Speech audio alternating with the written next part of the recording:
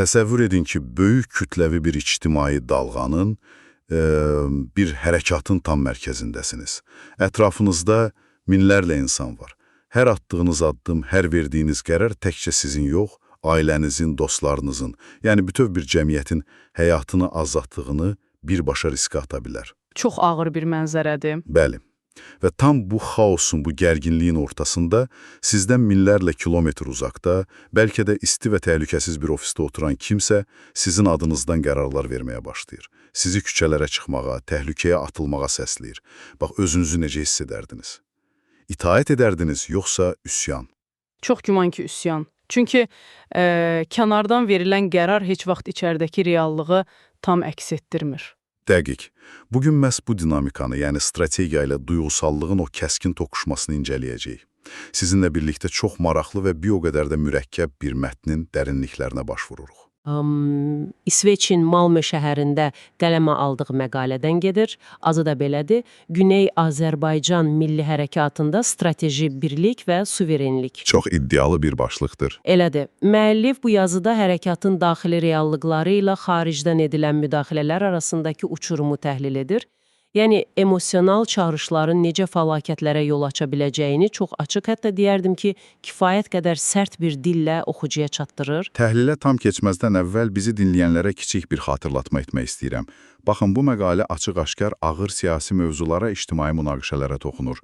Bizim buradakı məqsədimiz hər hansı bir siyasi tərəf tutmaq, kiminsə mövqeyini müdafiə edib digərini pisləmək deyil. Qətiyyən, biz sadəcə obyektiv bir bələdçiyik burada. Tamamilə doğru. Biz müəllifin qaldırdığı argumentləri, o gətirdiyi faktları və bu mənbənin içindəki baxış bucaqlarını tam tərəfsiz, yəni olduğu kimi sizin diqqətinizə çatdıracağıq ki, nəticələri özünüz çıxara biləsiniz. Yaxı, gəlin birbaşa məsələnin içinə girək. Məqalənin elə ilk sətirlərində adamı silkələyən bir cümlə var. O məşhur cümlə. Hə. Bəli. Müəllif deyir ki, siyasət ilə duyğusallıq tutmaz, siyasət ağlayıb sızlamaq bilməz, siyasət imkanlara bağlıdır. Yəni, emosiyaları bir kənara qoyun, yalnız faktlarla və real gücünüzlə hərəkət edin. Niyə belə kəskin bir giriş edir? Çünki bilirsiniz, bu məqalə boşluqdan yaranmayıb. Onun arxasında çox konkret, çox gərgin bir katalizator hadisə dayanır. Söhbət 2021-ci ilin yayında İranda baş verən Xuzustan olaylarından gedir. Mənzərəni tam təsəvvür etmək üçün qısa bir arxa fona baxmalıyıq. Təbii, o dövrdə vəziyyət çox kritik idi. Bəli. Xuzustan İranın cənub-qərbində yerləşən, əsasən ərəblərin yaşadığı bir əyalətdir və o ərəfədə orada dəhşətli dərəcədə su qıtlığı yaşanırdı. İnsanlar susuzluğa, o ekoloji və iqtisadi böhrana görə haqlı olaraq kütləvi şəkildə küçələrə axışmışdılar. Və təbii ki, rejim tərəfindən çox sərt bir müdaxilə ilə qarşılaşmışdılar. Vəziyyət son dərəcə partlayıcı idi. Və təbii olaraq bu gərginlik bütün ölkəyə, eləcə də ölkə xaricinə yayıldı. Hər kəs bu barədə danışırdı. Məhz elə qırılma nöqtəsi də burada baş verir. Bu hadisələrin fonunda xaricdə, yəni Avropada, Amerikada oturan bəzi siyasi qruplar, təşkilatlar, sosial şəbəkələr üzərindən Güney Azərbaycandakı vətəndaşlara müraciət etməyə başladılar. Sosial medianın gücü. Bəli. Hə, onlar da Xuzistana dəstək olmaq üçün kütləvi etiraz aksiyalarına səslədilər. Hətta qəti bir tarix də təyin etdilər, Murdad ayının 2-si. İran təqvimi ilə Murdad ayı iyulun sonları, avqustun əvvəllərinə təsadüf edir. Yəni, yayın ən cəhənnəm istilərinin, gərginliyin ən pik həddə çatdığı bir vaxt. Amma müəllif Mir Musa Haşimi, deyəsən, kənardan verilən bu qərarlara sözün əsl mənasında üsyan edir məqalədə. O, bu cür düşünülməmiş, daxildəki real mənzərəni, güc balansını hesaba qatmadan atılan addımları kal tərpənişlər adlandırır. Kal tərpənişlər, bəli. Çox maraqlı ifadədir. Kal, yəni vaxtı çatmamış, yetişməmiş, reallıqdan qopuq. Amma bir dəqiqə, mən burada biraz şeytanın vəkili rolunda çıxış etmək istəyirəm. Buyurun, eşidirəm. Kənardan baxanda bu normal görünə bilər axı. Diasporanı və ya xaricdəki siyasi qrupların sosial media vasitəsilə məlumatlığı artırması, insanları o həmrəyliyə, birliyə çağırması adətən müsbət bir hal kimi qəbul olunur. Bəs niyə müəllif xaricdən gələn bu kömək ya da dəstək cəhdinə qarşı bu qədər, necə deyərlər, aqressivdir? Çünki müəllifə görə bu əslində kömək deyil. Bu məsuliyyətsizlikdir. Təsəvvür edin, sən minlərlə kilometr uzaqda təhlükəsiz yerdəsən, amma insanları birbaşa güllənin, dəyənəyin qabağına çıxmağa çağırırsan. Sənin bu çağırışın daxildəki təşkilatlanma səviyyəsinə uyğundurmu? Yəni xalqın o zərbəni qarşılamağa hazır olub-olmaması sualı var ortada. Dəqiq. Xalq hazırdırmı? Yox. Müəllif məhz buna görə duyğusallığı bir kənara qoymağı tələb edir. O deyir ki, birlik, dəstək kimi emosional şüarlarla hərəkət edib, hazırlıqsız kütləni küçəyə tökmək hərəkata ancaq dağıdıcı zərbə vura bilər. Və məni bu məqalədə ən çox təsirləndirən məqam bilirsiniz nədir? Müəllif sadəcə kənardan nəzəriyyə oxumur, belə fəlsəfə etmir. O öz fikirlərini sübut etmək üçün birbaşa daxildən, yəni o qaynar nöqtələrdən gələn səsləri məqaləyə daxil edir. Bəli, yerli fəalların mesajlarını. Təbrizdən, Urmiyadan, Xoydan, Mərənddən olan yerli fəalların ona yazdıqları mesajları, səs yazılarını sitat gətirir. Bax, əsl reallıq o mesajlardadır məncə. Məsələn, Mərənddən BD inisialını bir şəxs yazır, deyir ki, gerçəklik budur, hərəkat hər nə qədər güclənirsə də hələ gəncdir, qarşı tərəf isə güclüdür. Bu cür kal tərpənişlər hərəkata zərər verəcək. Fikir verirsinizmi adamın soyuqqanlığına? Çox rasional yanaşmadır. Tamamilə. Orada təhlükənin tam mərkəzində olan adam kənardakından daha praqmatik düşünür. Çünki bədəl ödəyəcək onundur ona görə. Bu mesajların hər biri əslində daxilin xaricə verdiyi çox aydın bir dur siqnalıdır. Məsələn, Tehrandan olan Eşa adlı fəal çox qısa, amma bir o qədər dərin bir atalar sözü işlədir. Deyir ki, düz əyrini kəsər. O qədər yerinə düşən məsəldir ki. Bəli, bu o deməkdir ki, bu cür əyri, emosional və düşünülməmiş yollara, kənardan gələn təxribatlara uymaq lazım deyil. Biz öz düz, təmkinli, o strateji yolumuzla getməliyik və ya Urmiyadan İyem adlı başqa bir gəncin dediklərinə baxaq. O birbaşa məsələnin damarına basır. Nə deyir o gənc? Deyir ki, bu çağırışı edənlərin, o qabağa düşənlərin hamısı eşikdədir, yəni xaricdədir. Reallıqda isə daxil bu aksiyaya heç hazır deyil. Hər şey ancaq məcazi mühitdə, yəni internetdə şişirdilir. Küçəyə çıxanda isə o səs-göy salanların heç birini yanınızda görmürsünüz. Siz indi bizi dinləyirsiniz və bir anlıq düşünün. Bir tərəfdə qanunun arasına girib, indi vaxtıdır, irəli deyən, amma əslində heç bir riski bölüşməyən uzaqdakı səslər var. Digər tərəfdə isə bizim həyatımızı, bizim 10 illərlə qurduğumuz bu hərəkatı bu qədər ucuz uduzmayın deyən yerli insanların fəryadı var. Bu doğrudan da çox ağır bir siyasi məsuliyyət dərsidir məncə. Yaxşı, bəs bütün bunların nəticəsi nə oldu? O qədər internet qəhrəmanlığı, o çağırışlar, səs-küylər, afişalar. Yekununda həmin o məşhur Murda dayının ikisində nə baş verdi? Bax, ən maraqlı və ibrətamiz tərəf elə buradadır. Xalqın və daxildəki milli fəalların siyasi yetkinliyi, vəziyyəti düzgün analiz etməsi sayəsində bu çağırış iflasa uğradı. İnsanlar kütləvi şəkildə o süni tələyə düşmədilər. Deməli, xalq manipulyasiyaya getmədi. Xeyr, getmədi. Məqalədə qeyd olunur ki, yalnız Təbriz şəhərində çox kiçik səviyyəli məhdud bir nümayiş keçirildi. Hərəkat öz təbii instinkti ilə kənardan sırınan bu kal tərpənişi rədd etdi. Amma məsələ bununla bitmədi, elə deyilmi? Çünki məqalədə deyilir ki, o kiçik aksiya belə kimlər isə çox sevindirdi. Əlbəttə sevindirdi. Məqalə vurğulayır ki, daxildəki iştirakın az olmasına baxmayaraq, xaricdəki o təbliğat maşınları dərhal işə düşdü. Azərbaycan məsələsinə normalda tamamilə biganə qalan bəzi xarici, o cümlədən fars dilli medialar bu kiçik hadisəni dərhal götürüb öz xeyirlərinə yozdular. Klassik media oyunu. Elədir. Manşetlər atmağa başladılar ki, güya neçə il susan qəhrəman Təbriz ayağa qalxdı. Yəni, bu dərsliklərə salınacaq bir manipulyasiyadır. Ortada real bir kütləvi hərəkat yoxdur, amma bunu elə təqdim edirlər ki, güya bütün şəhər ayaqdadır. Bəs yaxşı, niyə belə edirlər? Onların məqsədi nədir axı? Məqalədə bu oyunun qazananları və uduzanları haqqında çox, necə deyərlər, rəhimsiz bir reallıq var. Müəllif deyir ki, bu şoudan qazanan ancaq iki tərəf oldu. Bəli, iki tərəf. Birincisi, İran rejiminin təhlükəsizlik qüvvələri. Onlar bu kiçik aksiyanı bəhanə edib fəalları sıxışdırmaq, onları həbs etmək üçün əla bir fürsət tapdılar. İkincisi isə xaricdəki müxalifət qüvvələri. Onlar da qrant almaq, özlərini önəmli göstərmək və baxın, biz İrandakı etirazları idarə edirik, təbliğatını qurmaq üçün material qazandılar. Bəs uduzan kim oldu bu tənlikdə? Uduzan həmişəki kimi o ərazidə yaşayan, cəmiyyətin o ağır yükünü çiyinlərində daşıyan yerli insanlar oldu. O gənclər ki, sadəcə bir internet postuna, uzaqdan gələn bir çağırışa inandıkları üçün zindanlara atıldılar, işgəncə gördülər, cəlladların toruna düşdülər. Çox kədərlidir. Və məhz bu məqamda müəllif vəziyyəti o qədər dəqiq, o qədər vizual şəkildə ifadə edən bir atalar sözü işlədir ki, məncə bu elə bütün məqalənin şax damarıdır. Siz ayna məsələ deyirsiniz, hə? Bəli, o məşhur məsəl ayının 1001 oyunu var, hamısı armud başında. İnsan bunu oxuyanda bəlkə də bir anlıq gülümsüyür, dilimizin o rəngarəngliyi, o obrazlılığı adamı heyran edir. Amma ifadə etdiyi o siyasi reallıq bir o qədər də qaranlıqdır. Gəlin bunu biraz açaq, çünki bu doğrudan da möhtəşəm bir təsvirdir əslində. Məmnuniyyətlə. Təsəvvür edin. İri bir ayı meşədə ağacın altındadır. Gah hoppanır, gah yıxılır, gah yalanla qaçır, belə min cür cildə girir, tamaşa göstərir orada. Kənardan baxan elə bilir ki, ayının dərdi sadəcə əylənməkdir. Amma əslində ayının bütün o hərəkətlərinin, o qurduğu tamaşanın tək bir hədəfi var. Ağacın başındakı o şirin armud. Həm də onu devirmək istəyən mərkəzçi müxalifətin, o cümlədən müxtəlif xarici dairələrin fərqli-fərqli şüarları, oyunları ola bilər. Onlar kənardan bir-biri ilə ölüm-dirim düşməni kimi görünə bilərlər. Amma əslində məqsədləri eynidir.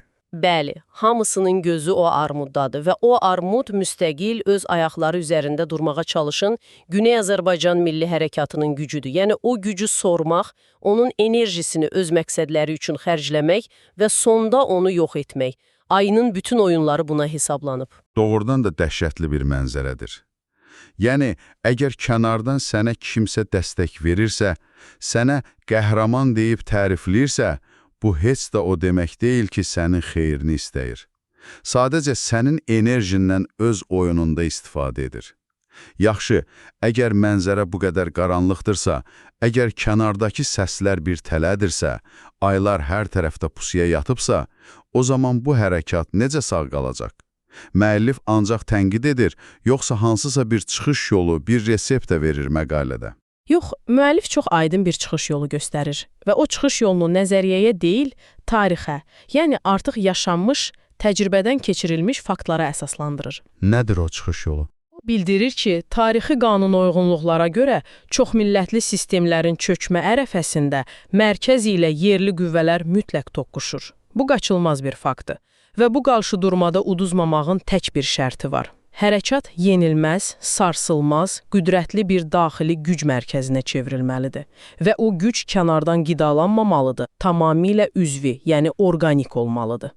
Baxın, əsl məsələ elə budur. Orqanik güc. Bəs orqanik güc nədir reallıqda? Müəllif bunun üçün 4 çox güclü tarixi nümunə çəkir. Gəlin onları sadalayaq, çünki bunları xatırlamaq lazımdır. Bu hadisələrin heç birində xaricdən, belə deyək, filan gün, filan saatda ayağa qalxın komandası verilməmişdi. Birincisi, məşhur Babək qalası ziyarətlərdir.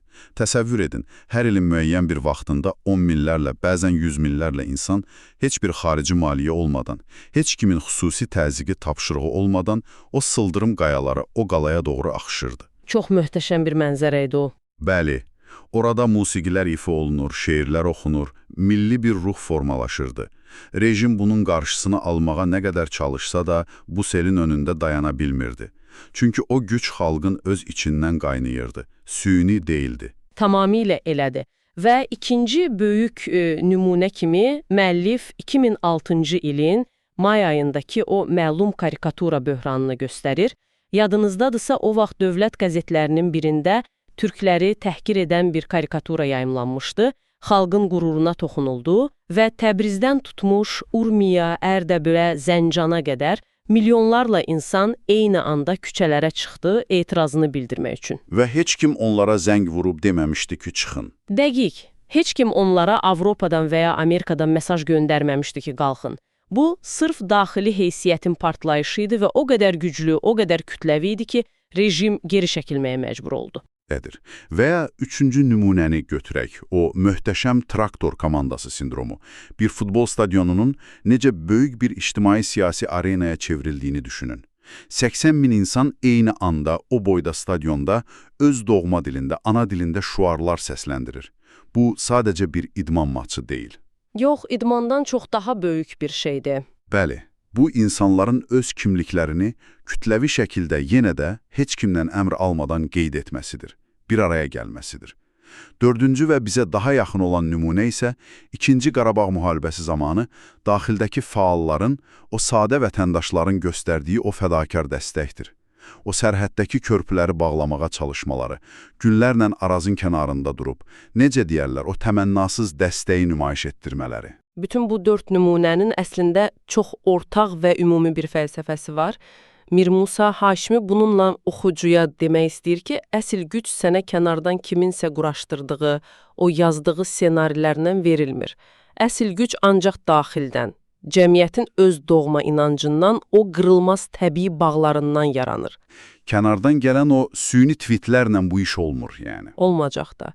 Kütləni o cür süni mesajlarla hərəkətə gətirmək, bəlkə 1-2 dəfə kiçik qrupları aldada bilər, müəyyən səs-küy yarada bilər, amma heç vaxt hərəkata o böyük, həlledici tarixi qələbəni qazandıra bilməz. Uğurun bütün sirri bu orqaniklikdə, bu daxili reallıqdadır. Yaxşı, gəlin belə edək. Əgər düstur bu qədər aydındırsa, yəni daxili güc hər şeydirsə, onda niyə hələ də problemlər var? Müəllif niyə xaricdəki bəzi qrupları bu qədər sərt tənqidə atəşinə tutur? Çünki o, məqalənin sonlarına doğru mövzunu bir qədər də dəyişir. Siyasi səhnədəki o xoşagəlməz mənzərəni, konkret desək, opportunizmi hədəf alır. Çünki opportunizm hərəkatın ən böyük daxili və xarici xəstəliklərindən biridir.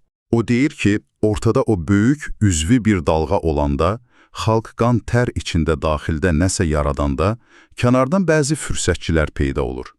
Xaricdə, nə bilim, səlahiyyətsiz toplantılar keçirilir, mənasız adları olan rəngarəng partiyalar yaranır. Və reallıqda bəlkə də barmaqla sayılacaq qədər kiçik olan bu qruplar birdən-birə durub xalq adına, millət adına danışmağa başlayırlar. Bəli, müəllif bəzi insanların hərəkatın əsl mahiyyətini anlamadan, necə deyərlər, sırf fürsət tapan kimi bu cəryana sızmağa çalışdıqlarını qeyd edir. Siyasət elmində buna məhz opportunizm deyilir. Yəni, yaranmış o boşluqdan, o sosial enerjidən şəxsi mənfəət, şöhrət, bəzən də maddi qazanc üçün istifadə etmək. O qədər dəqiq, hətta biraz da ironik bir cümləsi var ki, məqalədə. Hansı cümləni deyirsiniz? İr, işini gücünü buraxıb, tanınmaz, kimliyi bilinməyən şəxslərin tövsiyəsi ilə özlərini lider yonturlar. Lider yonturlar. Çox orijinal ifadədir. Bəli. Yəni, oturub uzaqda, təhlükəsiz yerdə özünü lider elan etmək çox asandır. Amma bundan daha pisi odur ki, bu saxta liderlər bəzən egoları o qədər böyüyür ki, daxildə o gerçək yükü çəkən, illərlə əziyyətə qatlaşan təmiz adamlara, fəallara ləkə yaxmağa başlayırlar. Onları sıradan çıxarmağa, zərərsizləşdirməyə çalışırlar ki, rəqabət olmasın. Doğrudan da inanılmazdı. Yəni, adam həm sənə o qədər uzaqdan heç bir real kömək etmir, həm də sənə kənardan mane olur ki, yox, mütləq mən dediyim kimi olmalıdır. Bəs müəllif bu yaramaz, bu egoist zehniyyətə qarşı hərəkatın qorunması üçün hansı səddi çəkir? Sonda o, sanki gələcək nəsillər üçün, hərəkatın ayaqda qalması üçün 2 sarsılmaz, toxunulmaz qırmızı cizgi, yəni 2 qızıl qayda irəli sürür. Elədir. Bu 2 qızıl qayda əslində məqalənin bütün mənəvi və strateji yükünün gəlib cəm olunduğu yerdir. Birinci qayda budur. Güney Azərbaycandakı milli hərəkat heç bir veçlə, heç bir bəhanə ilə tanımadığı, inanmadığı kimsəyə və ya hər hansı xarici bir quruma tabe olmayacaq. Vəssalam. Etibar yalnız işlə, real fəaliyyətlə, riskləri bölüşməklə qazanıla bilər. Kənardan durub kiməsə diktə etmək, komanda vermək dövrü artıq bitib. Bir növ mütləq itaətsizlik elan edir xaricə qarşı. Bəs ikinci qayda nədən ibarətdir? İkinci qayda isə birbaşa strukturla, yəni idarə etmə mexanizmi ilə bağlıdır. Müəllif qəti şəkildə bəyan edir ki, təxminən 30 il öncə böyük çətinliklərlə təməli qoyulan bu hərəkatın rəhbərliyi heç vaxt tək şəxsiyyətə və ya xaricdən idarə etməyə verilə bilməz. Mümkün deyil bu.